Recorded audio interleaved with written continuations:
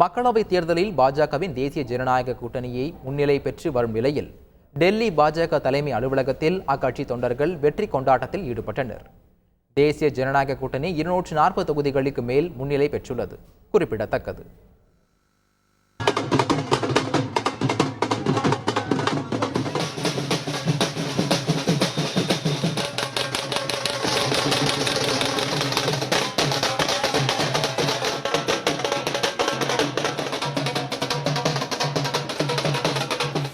பிரதமர் மோடி தனது தொகுதியான வாரணாசி தொகுதியில் அடுத்தடுத்து பின்னடைவை சந்தித்து வந்த நிலையில் இறுதியாக வெற்றி பெற்றார். வாக்கு எண்ணிக்கை தொடங்கி முதல் 4 சுற்று வரை காங்கிரஸ் வேட்பாளர் அஜய் ராயை விட குறைவான வாக்குகளை பெற்று பின்னடைவை சந்தித்தார். இது ட்ரெண்டான நிலையில் மதியம் 12 மணி முதல் 5வது சுற்று வாக்கு எண்ணிக்கையில் முன்னிலை பெற்றார். இறுதியாக 6,12,970 வாக்குகளை பெற்ற மோடி காங்கிரஸ் வேட்பாளர் அஜய் ராயை 1,52,513 வாக்கு வித்தியாசத்தில் வீழ்த்தி வெற்றி பெற்றார். கடந்த 2019 தேர்தலில் 4,79,000 வாக்குகள் வித்தியாசத்தில் வெற்றி பெற்றிருந்தார்.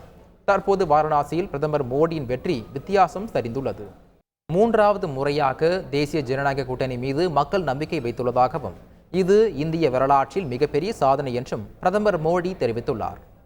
பாஜக தலைமையிலான தேசிய ஜனநாயக கூட்டணி வேட்பாளர்களுக்கு வாக்களித்த நாட்டு மக்களுக்கு பிரதமர் மோடி நன்றி தெரிவித்துள்ளார். மக்களின் அன்புக்கு தாம் தலை வணங்குவதாக குறிப்பிட்டுள்ள பிரதமர் மோடி கடந்த 10 ஆண்டுகளாக செய்த மக்கள் பணிகளை தொடர்ந்து செய்து அனைவரின் எதிர்பார்ப்புகளை பூர்த்தி செய்வோம் என்றும் புது ஆற்றல், புது ஆர்வம் மற்றும் பொது தீர்மானத்துடன் முன்னேறி செல்வோம் என்றும் தெரிவித்துள்ளார்.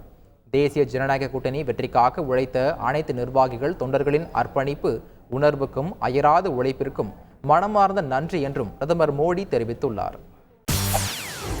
செய்திகளை உடனுக்குடன் தெரிந்து கொள்ள உடனே சப்ஸ்கிரைப் பண்ணுங்க.